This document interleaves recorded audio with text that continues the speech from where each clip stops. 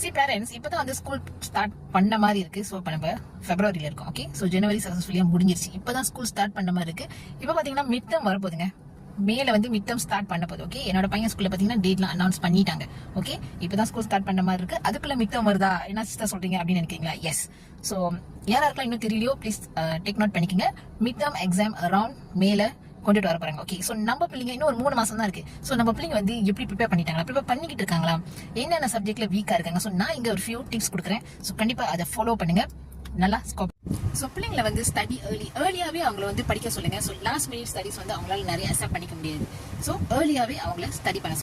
Second பாத்தீங்கன்னா அவங்க வந்து ரெகுலரா ரிவிஷன் செய்யணும். ஹோம் ஒர்க் செய்யறது தவிர்த்து எக்ஸ்ட்ராவா அவங்க ரிவிஷன் கண்டிப்பா செய்யணும். அப்பதான் அவங்களுக்கு வந்து அந்த டேல என்ன படிச்சாங்க அப்படின்னு சொல்லிட்டு அவங்களுக்கு அண்டர்ஸ்டாண்ட் பண்ணிக்கணும். ஸோ அவங்க பாத்தீங்கன்னா கண்டிப்பா ஷார்ட் நோட்ஸ், மைண்ட் மேப்பிங் இதெல்லாம் செய்யுங்க. ஸோ படிக்கிறது நம்ம படிக்கிறோம், இன்புட் எடுத்துக்கிறோம், அவுட்புட் வந்து கண்டிப்பா அவங்க வந்து செய்யணும். ஸோ அவங்க படிக்கிறது நோட்ஸ் எல்லாம் சொந்தமா எழுதி பார்க்க சொல்லுங்க. ஸோ அப்பதான் வந்து அவங்களுக்கு படிக்கிறதுக்கு ஒரு நல்ல பிளேஸ் அரேஞ்ச் பண்ணி கொடுத்துருங்க பேரண்ட்ஸ். ஸோ அவங்க படிக்கும் போது டிஸ்டர்பன்ஸ் எதுவுமே இருக்கக்கூடாது. ஸோ அவங்க வந்து நல்லா ரொம்ப நாய்ஸியா இல்லாம ஒரு நல்ல பிளேஸ்ல படிக்கிறதுக்கு அதை நீங்க அரேஞ்ச் பண்ணி.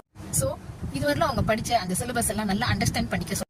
எக்ஸாம் ஃபார்மேட் எப்படி வருதுன்னு சொல்லிட்டுமே அவங்க வந்து கண்டிப்பா தெரிஞ்சிருக்கணும். கடைசியா பாத்தீங்கன்னா கண்டிப்பா அவங்களோட ஹெல்த்தும் மைண்டும் கண்டிப்பா அவங்க டேக் கேர் பண்ணணும். நல்லா பிரேக் எடுத்துக்கணும், நல்ல சாப்பாடு சாப்பிடணும், நல்லா தூங்கி எந்திரிக்கணும். ஸோ இந்த டிப்ஸ் எல்லாம் கண்டிப்பா அவங்களை ஃபாலோ பண்ண சொல்லுங்க. இப்பவே அவங்க மிட் டேர்ம் எக்ஸாம்க்கு அவங்க செல்ஃபா ப்ரிப்பேர் பண்ண சொல்லுங்க.